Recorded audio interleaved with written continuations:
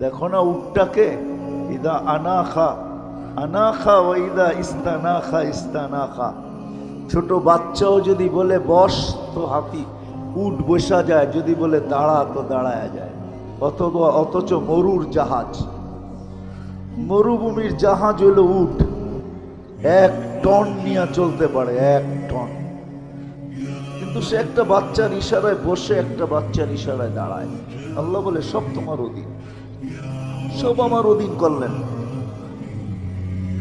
শুধু জমিনটা অধীন করলেন না, আকাশটাও আমার অধীন করলেন।